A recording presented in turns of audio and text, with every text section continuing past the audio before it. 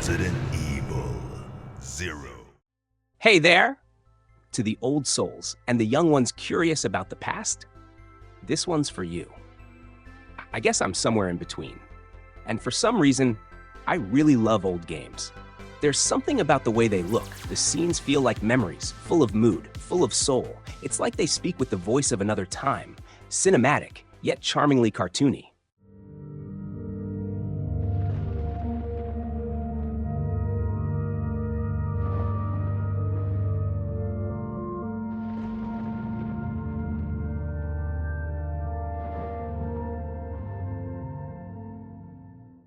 The art style doesn't try too hard to be realistic, and that's what makes it perfect. It looks exactly the way it should. And honestly, most modern games don't give me that feeling. This game has a certain charm. No exaggeration. I used to think the save room in Resident Evil 4 was the coziest space in gaming.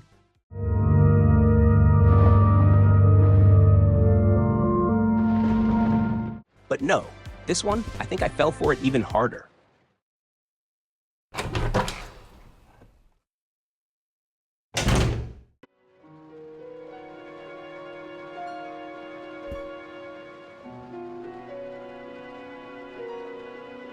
The music is gentle, warm, the room is quiet, and it feels safe. There's only one thing that didn't quite click with me. The gameplay focuses mostly on shooting. There's not much room to outsmart enemies or conserve ammo. The goal is just shoot. I tried to find a workaround, a clever trick, but it didn't quite work for me.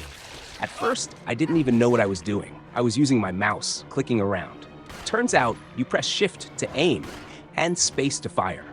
I even tested if I could survive without a weapon, and somehow it worked. Not on purpose, I just didn't have room in my inventory. But it was cool. This gameplay feels different. I started with Resident Evil 4, so for me, this was fresh. And surprisingly, it felt good. There are little mechanics hidden in there, and they keep things interesting.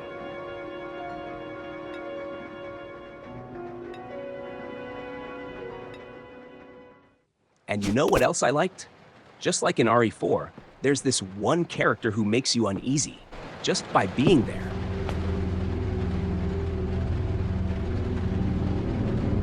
Well, no offense, honey, but your kind doesn't seem to want me around, so I'm afraid our little chat time is over.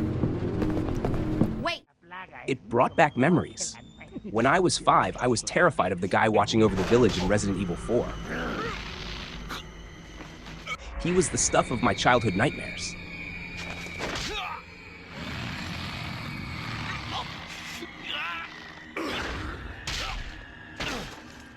Now, if that guy was meant to be a boss, it didn't really land. Excuse me, sir. Excuse me. Sir?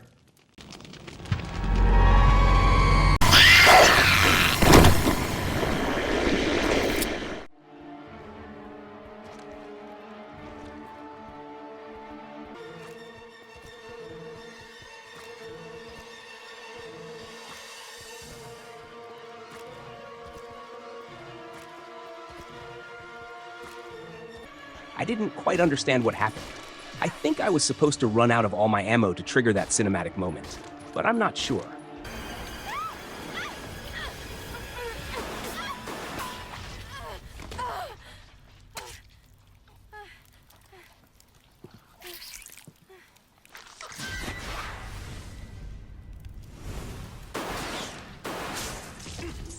Still, the animations, they're full of care.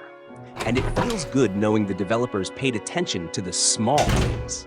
All those tiny details, they build something special. You can even switch between characters. That creepy guy becomes your partner. Listen, little girl, if you haven't noticed, there's some pretty freaked out things on this train. And I, for one, want to get out of here. I don't think we stand a chance doing it alone. You can do it this way. Or that way. But there's one thing that really caught me off guard. The main character's voice sounds like a porn star. The forest is full of zombies and monsters. Zombies and monsters. And don't call me little girl. Is someone there? Yeah, it's hard not to fall for her, but still. The quests are simple. Find keys, open doors, power up something to progress. You can also interact with a few objects and parts of the environment, just enough to keep you curious. And then there's that magical briefcase. It somehow fits everything. Yeah, the one in RE4 is better, newer tech, more polish. But some sounds were carried over, and they're still really satisfying. I'm just a fan, a bit of an old soul. You get it. The healing system, mixing herbs, is the same as in RE4. And to avoid overfilling your inventory, you can send items through a little elevator. That's such a neat touch. Maybe that's what makes my take on games a little different. I notice the little things, the ones people skip over. That's just how love for games works, I guess. And the second boss, or maybe the first, I couldn't tell, was actually kind of a tank. He had tons of health, and I didn't have any space left for shotgun ammo. But still, a giant scorpion. That was wild. How did he mutate like that? And what was he doing on a 2-story train?